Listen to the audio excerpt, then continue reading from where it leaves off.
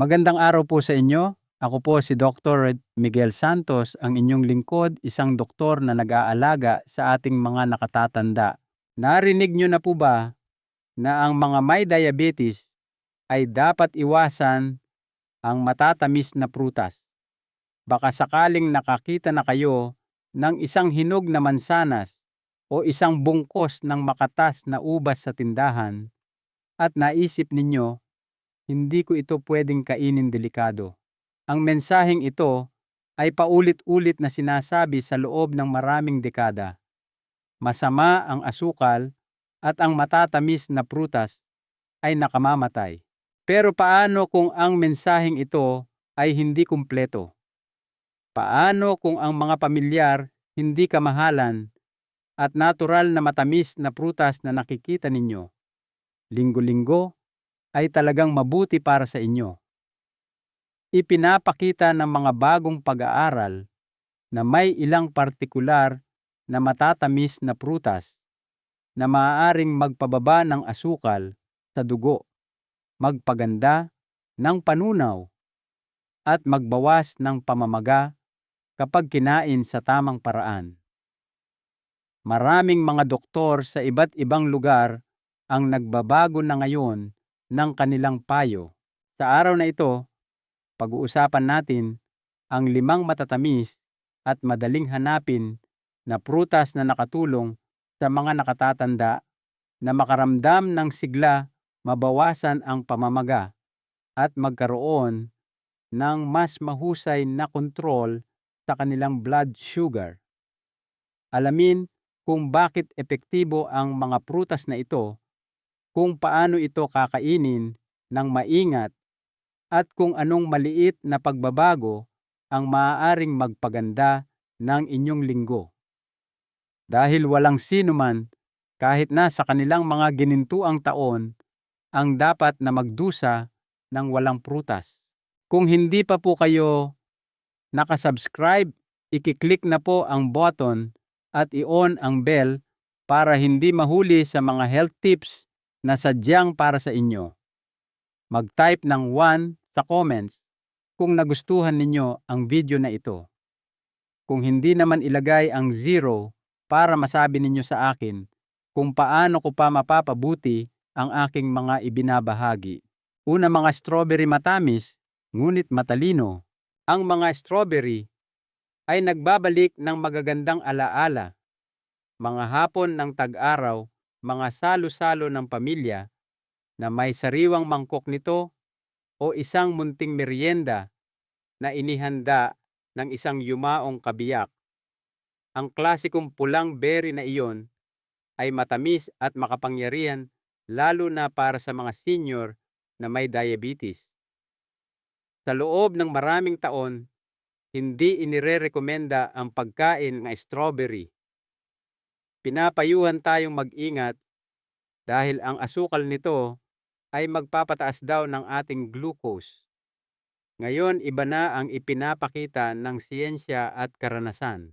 Sa kabila ng kanilang tamis, ang mga strawberry ay matalino. Sa ilalim ng masarap na balat nito ay isang kayamanan ng mga benepisyo sa kalusugan na akma sa tumatandang katawan. Ang mga strawberry ay nagpapabagal sa pagsipsip ng asukal dahil sa kanilang taglay na anthocyanin. Nangangahulugan ito na maaari ninyong matamasa ang kanilang tamis nang hindi biglang tumataas ang inyong blood sugar. Pero hindi lang diyan nagtatapos. Ang maliliit na prutas na ito ay puno ng mga antioxidant na nagbabawas ng pamamaga, isang bagay na kalaban ng marami sa atin habang tayo ay tumatanda.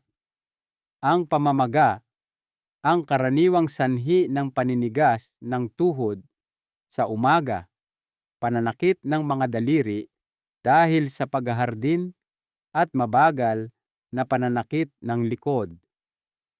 Ang suporta ng strawberry para sa mga kasukasuan puso at memorya ay tahimik ngunit epektibo.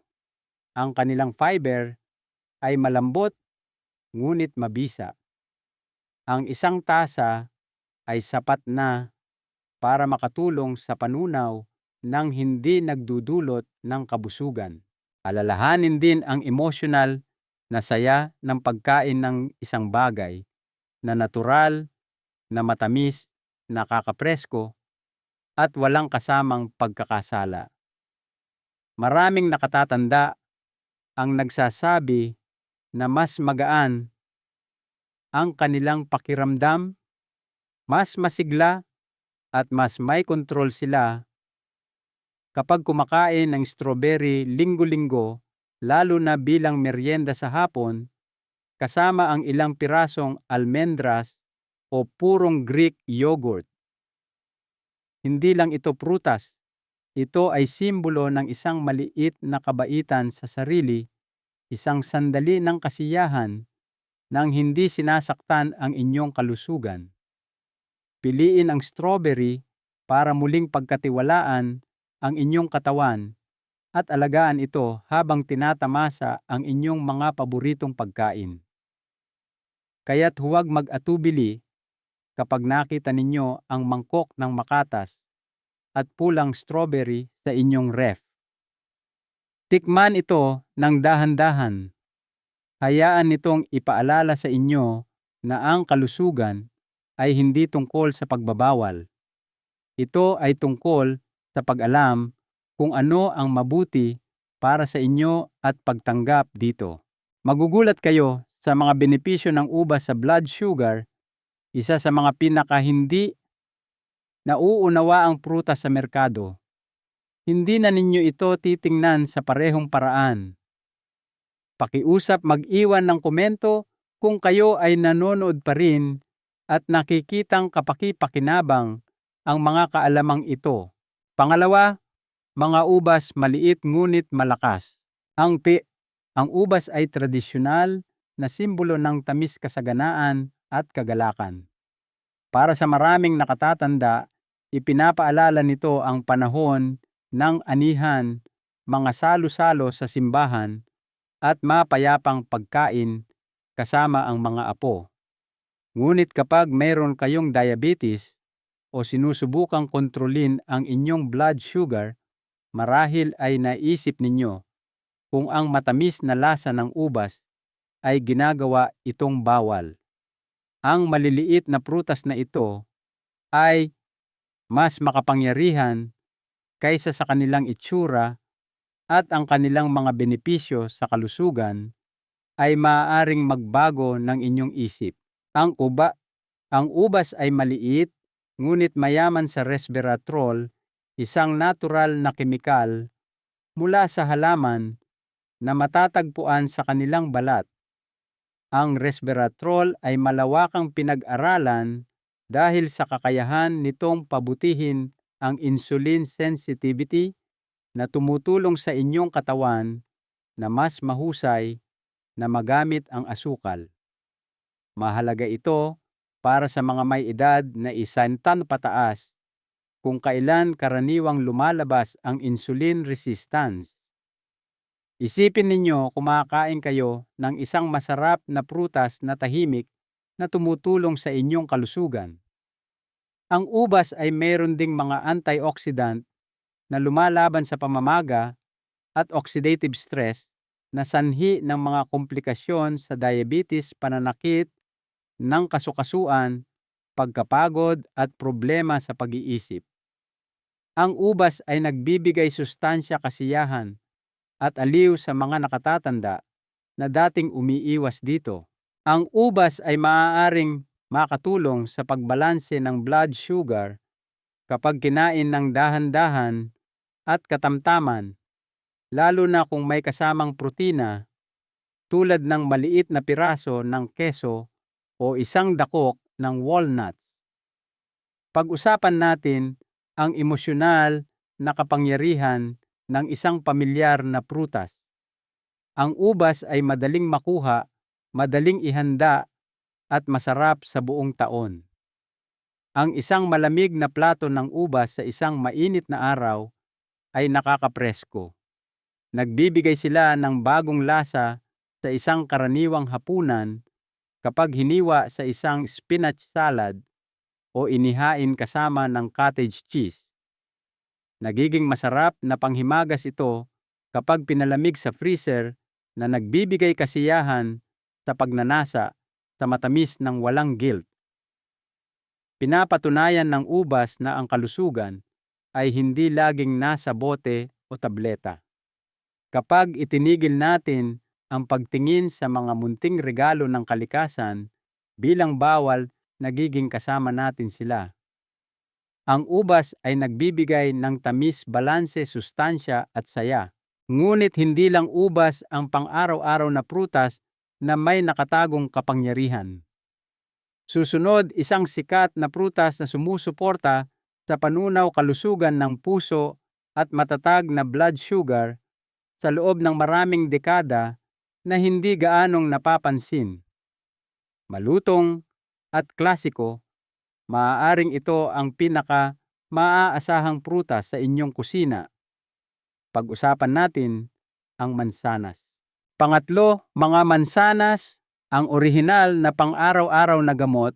Ang mansanas ay isang klasiko. Tahimik itong nakaupo sa inyong lalagyan ng prutas, walang matingkad na kulay o kakaibang pinagmulan. Palakaibigan, mapagkakatiwalaan, at lubhang matalino. An apple a day keeps the doctor away. Isang mansanas sa isang araw ay nagpapalayo sa doktor ay sinasabi na sa loob ng maraming dekada. Maaaring tila makaluma ang kasabihang iyon, ngunit mas may katuturan ito ngayon para sa mga nakatatandang namamahala ng kanilang blood sugar, pamamaga, at kalusugan ng puso. Ang isang mansanas ay maaaring mukhang napakatamis, lalo na para sa mga may diabetes. Ngunit ito ay maingat na idinisenyo ng kalikasan. Sa ilalim ng malutong na balat nito ay mayroong soluble fiber, lalo na ang pectin na nagpapabagal sa pagsipsip ng asukal. Ibig sabihin, ang pagkain ng mansanas ay hindi biglang magpapataas ng inyong glucose. Ito ay sinusukat at balanseng nutrisyon. Ang mansanas ay hindi lang sa blood sugar nakakatulong. Ito ay tumutulong sa panunaw constipation at kolesterol. Ang malambot na fiber nito ay parang walis na naglilinis sa inyong bituka na nagtataguyod ng natural na paggalaw. Ang ganitong tulong ay mahalaga para sa mga nakatatanda, walang matapang na kemikal, walang sama ng tiyan, kundi ang banayad na ritmo ng kalikasan. Ang pagkagat sa isang sariwang mansanas ay lubhang kasiya rin. Ang lutong nito ay nagbibigay kasiyahan. Ang lasa ay pamilyar. Marami ang nakakaalala ng anihan sa taglagas, mga lutong bahay na pie at mga baon sa eskwela. Ang mansanas ay hindi lang pampalakas, ito ay koneksyon sa mas simpleng panahon at makabuluhang ritual. Huwag maliitin ang kanilang kakayahang umangkop. Ang hiniwang mansanas na may cinnamon ay likas na matamis. Isama ito sa almond butter o matapang na keso para sa isang balanseng merienda na nagpapasaya sa inyong panlasa at blood sugar. Ang mansanas ay masarap din kapag niluto o ginawang stew na nagbibigay aliw sa malamig na araw. Ang mansanas ay isang maliit na kilos ng paggalang sa sarili. Ipinapaalala nito na karapat-dapat kayo sa pagkaing mabuti sa katawan. Ipinapakita nito na ang paggamot sa diabetes ay hindi nangangahulugan ng pagsuko sa mga paboritong pagkain. Kailangan lang itong tingnan sa ibang paraan. Nagbibigay ang mansanas ng patuloy na suporta Ngunit may isa pang prutas na maaaring makagulat sa inyo. Isang paboritong tropikal na prutas na madalas hindi nauunawaan dahil sa tamis nito, ngunit makapangyarihan kapag isinama sa tamang paraan. Ginto at makatas, maaaring mabago nito ang inyong pananaw sa mga pagkaing angkop sa may diabetes. Tingnan natin ang mangga. Ipaalam po ninyo sa akin na kayo ay nanonood pa kung ang mga kaalamang ito ay nakakatulong sa pamamagitan ng pagkomento ng numero 1 sa ibaba.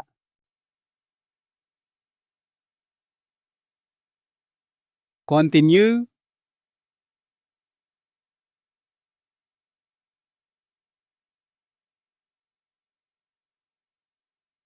Pang-apat, mangga. Isang nakakagulat na tropikal na kasiyahan. Mangga. Ang pangalan pa lang ay nakakatakam na. Nagpapaalala ito ng init-liwanag at isang matamis na kasiyahan na halos tila masama sa kalusugan. Maraming nakatatandang may diabetes ang umiiwas sa mangga.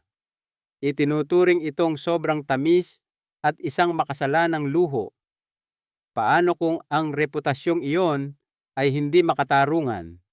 Ang mangga ba sa kanyang maningning at makatas na anyo ay mas nakakagaling kaysa nakakasama? Ang mangga ay isang balanseng prutas. Matamis ito, ngunit ang taglay nitong fiber ay nagpapabagal sa pagsipsip ng asukal.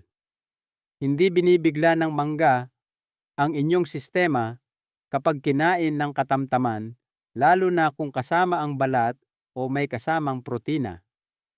Dahan-dahan nitong pinapakain ang sistema. Ang mahika ng mangga ay hindi lang sa blood sugar. Puno ito ng vitamin C na nagpapalakas ng resistensya lalo na habang tayo ay tumatanda at vitamin A na nagpapanatili ng malinaw na paningin at malusog na balat. May mga natatanging sangkap sa mangga na tumutulong sa metabolismo ng taba at pumipigil sa oxidative stress na sanhi ng malalang pamamaga at paghina ng pag-iisip. Makakatulong ang mangga sa mga nakatatanda na may pagkapagod, pananakit ng kasukasuan o pagtanda. Ang mangga ay nakapagpapasigla rin sa emosyonal. Masarap ang lasa nito at masarap sa pakiramdam. Nagpapaalala ito ng mga bakasyon tropikal na simoy ng hangin at mga tag-araw ng kabataan na may sariwang prutas mula sa puno. Ang pagkain ng malusog ay hindi dapat parang parusa, kaya't ang emosyonal na koneksyon na iyon ay nakakatulong sa paggaling. Dapat itong maging masarap sa pakiramdam. Subukang maghain ng hiniwang mangga na may isang kutsarang purong Greek yogurt o isang dakok ng almendras.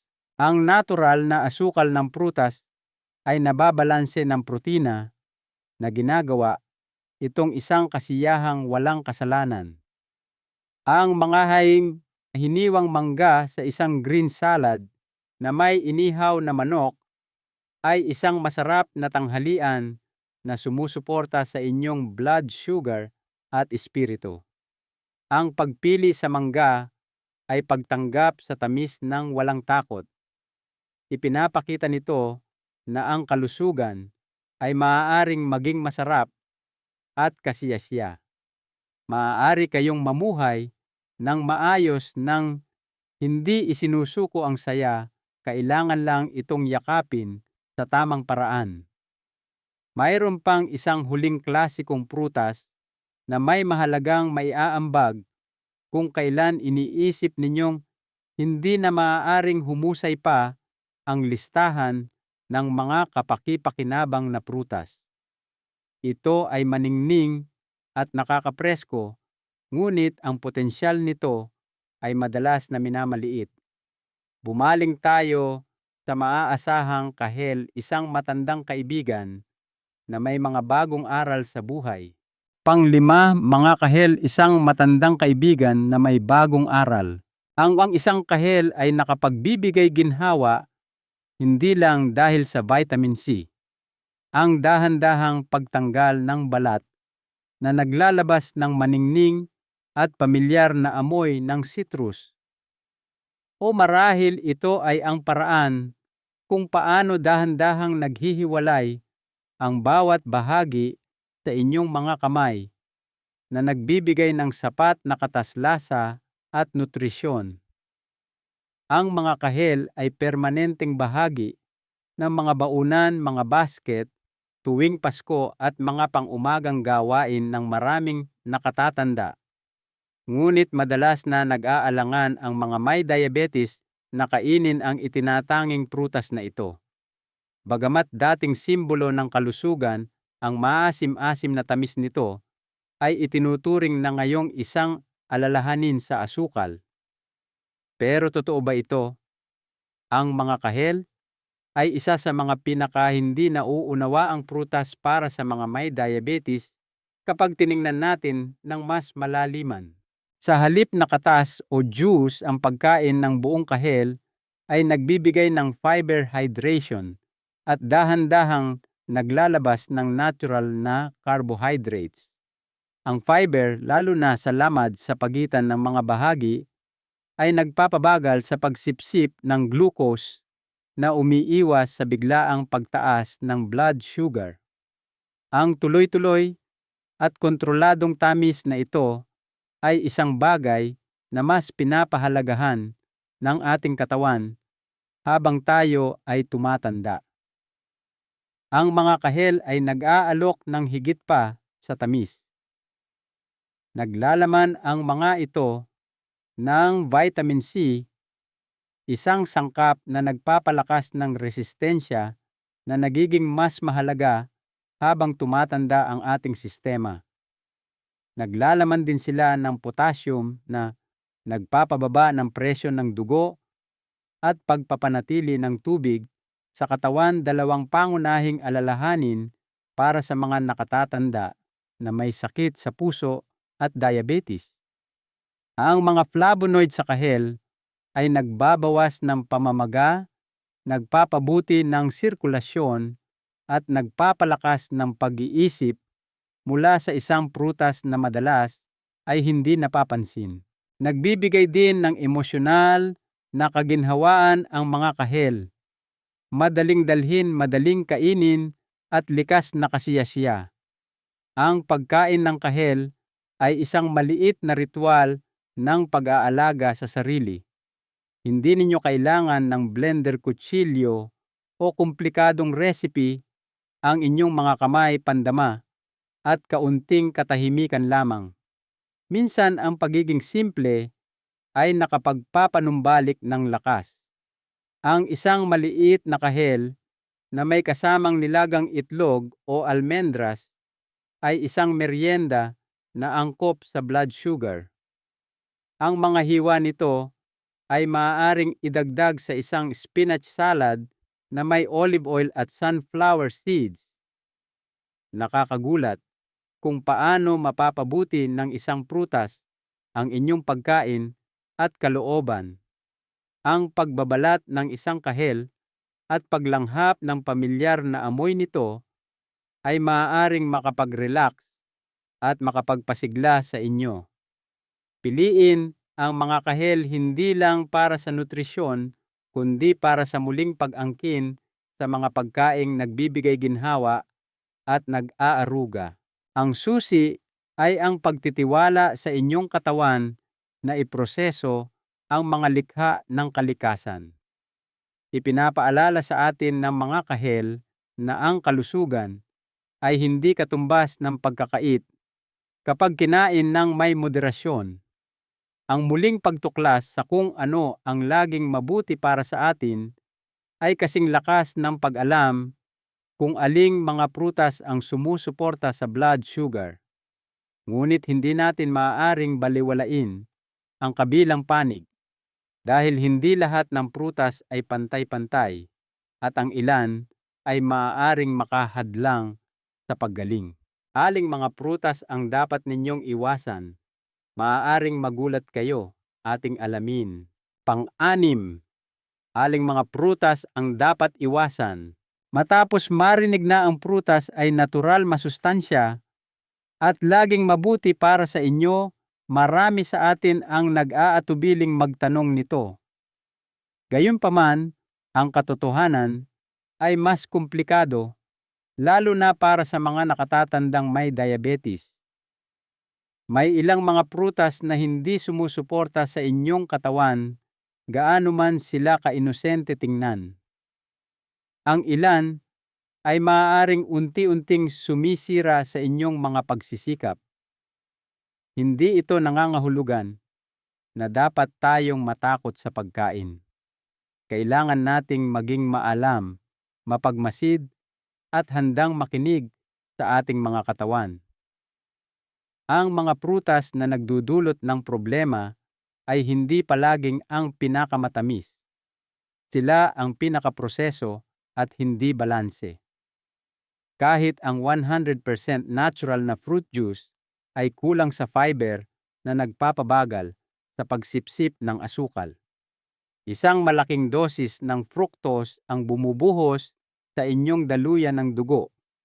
Yung pang-umagang orange juice, kahit masarap ang epekto nito sa blood sugar, ay parang soda. Ang mga pinatuyong prutas ay maaari ring manlinlang.